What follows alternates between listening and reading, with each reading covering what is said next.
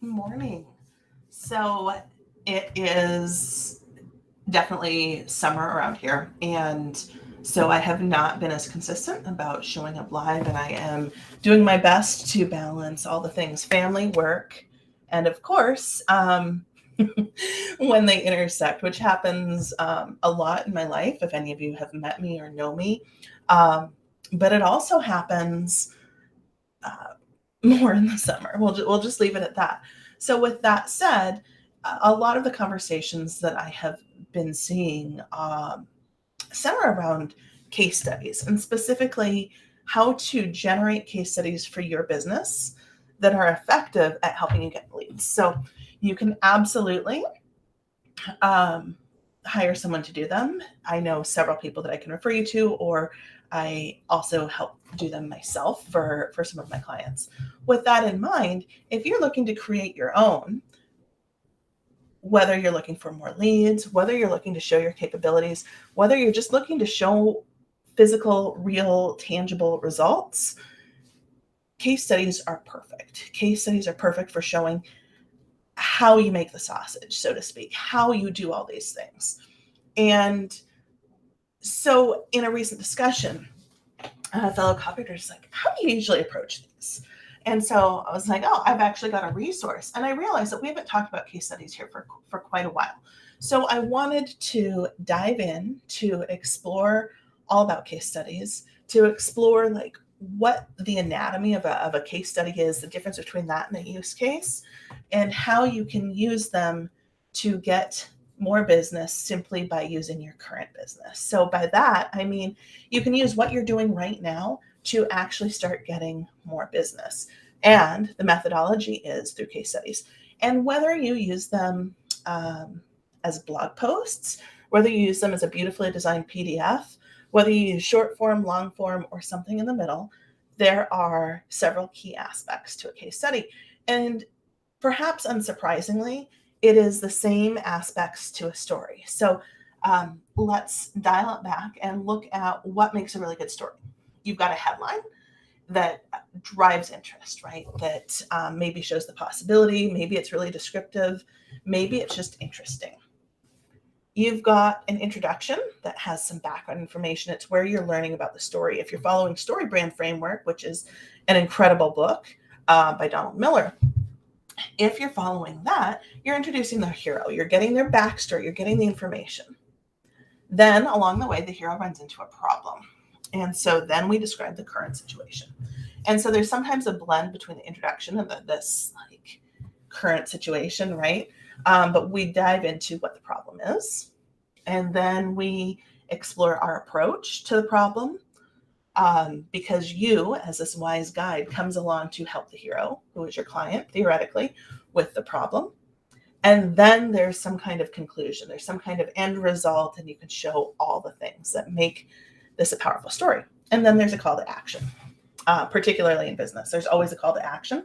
And if you don't, at a minimum, say, contact us, contact me, schedule a call, you're missing an opportunity. By the way, every LinkedIn post, every blog post, every social media post should have some kind of a call to action. Otherwise, why are we doing them? And there's some times when you maybe wouldn't want to, when you're just sharing information, when you are getting, especially if you're a solopreneur, when you're getting vulnerable, when you're doing all the things that help people get to know you and build trust, right? So you're not always trying to sell something. But when it comes to a blog post specifically or a case study, you always want the story to have a purpose, to get people to call you. And where blog posts are designed to inform, case studies and use cases are designed to inform plus help people picture themselves in your shoes. So when we get to this point of saying, hey, we got this really cool result for a client, let's turn it into a case study, that's when it becomes particularly important to tackle it strategically. So there are a series of questions that I usually ask, one of which is, what surprised you about working with us? Because it's always really good to interview someone. If you cannot interview them, this is not a big deal, depending, and maybe this is your own business, you're interviewing yourself. So there are a number of questions that you can ask. Finding the Right Message by Jen Habas is one of the best resources on figuring out what to ask to get this information. But there are, as I said, there's a number of things that you need to factor in. So one of them is, what, I'm like looking all over the place. So, what was the project? If you're writing about a project that you did for either your client or your business, what was the project? What was the undertaking? What was the current situation? What problem was going on, right? And that allows you to dive in and write this intro about what the current situation is. So then the next part is the approach. I actually don't, unless you already know what the headline is, and you can put a whole bunch of different examples, but unless you already know what the headline is, leave the headline until a little bit later on as you're getting clear, because mostly I want you to brain dump. What was the current situation? Maybe this is bullet points. Then you talk about the approach. What did you do to solve the problem? What 1, 2, 3, 4, 5, 10 things did you do? What did you learn along the way? And maybe what you've learned is the result. Maybe the result is like actual results, like, hey, we increased this person's ROI to 2,000%, which is incredible. That's a very real result that I got for a client. And what were you able to do as a result? So maybe the result is tangible. Maybe it's a specific number. Maybe it's what you learned. And maybe it's what you're able to do instead. And then if you can work in any testimonials or even include a quote from yourself, if this is your business, that makes it stand out. Like, what was just so wow to you about this? This is the approach that I take for every single case study I write, whether it's about, I don't know, let's say 300 words, or whether it is like, a dozen pages long. There's any number of ways to do this. It's also how I approach a lot of my social content. What is the big promise? So after you've got all of the things jotted down, kind of moved into the right place, go back and look at what that promise is so that you can create your headline. There's a lot more that goes into it, of course, but when you are trying to figure this out for a client, it's much simpler because you can see clearly. You get the mile high view. You might interview them. You might be able to show your approach. It's much more challenging to do for your own business. So if you've had some particular level of success in some endeavor, whether you revamped your website, whether you've done these things, that relate to what you would be doing for your client. Maybe it's how you've built this proprietary new framework. Then you need a case study to highlight what that is. Maybe you want to know in your own business, and you're like, man, what am I working on right now that I could use to get more projects like this? So then you need to do a deep dive and be figuring out, what did I love about undertaking this? What did I learn along the way? What wins did I get for the client? What would I do differently next time? And go on and on and on. And then you've got the framework for what you liked about it, what you want to be able to get more of, and what you can actually promise someone. So if you find this beneficial, if this has been at all helpful to you as you learn this, I do actually have a guide that spells this out in a tangible is the word I'm looking for today, but tangible is not, as it stands, the correct word. In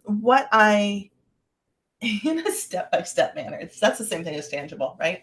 So it spells it out so you can follow the process of, what project do I want to do for this? What questions do I need to ask? How can I make this work?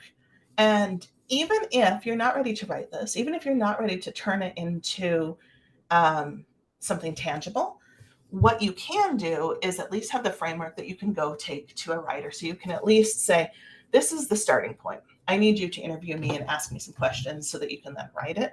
But then you've at least got the pieces at the front of your brain. And there's also some other ways that you can leverage your case study once you have it to have current work. Finally, before I end this for today, I also want you to be thinking about what your goal of this case study is, right? What do you want to accomplish? Do you want to put this on your website? Do you want it to be a download? Do you want to create a funnel with it? What does all of this look like? If this looks like something that you can actually use long term, then maybe you want to create 2 versions. Maybe you want to create a short version, and maybe you want to create a long version. Maybe you start with a long version if it's easier, and then eventually shorten it up. And maybe it's vice versa. Maybe you start with the bare bones and slowly flesh it out. In terms of a call to action, you might put something like, I have X amount of years of experience getting results just like this for clients. If you'd like to learn more about how I can help you, schedule a call here. And then make sure you're following up with people who snag it. So that is a very quick opportunity to learn about my approach to case studies. I realized I went very fast. I dug fairly deep, fairly quickly, and I gave you a lot of information. So if this is at all interesting to you, if this is something you want to learn more about, then I absolutely encourage you to download the free lead gen strategy guide in the comments here.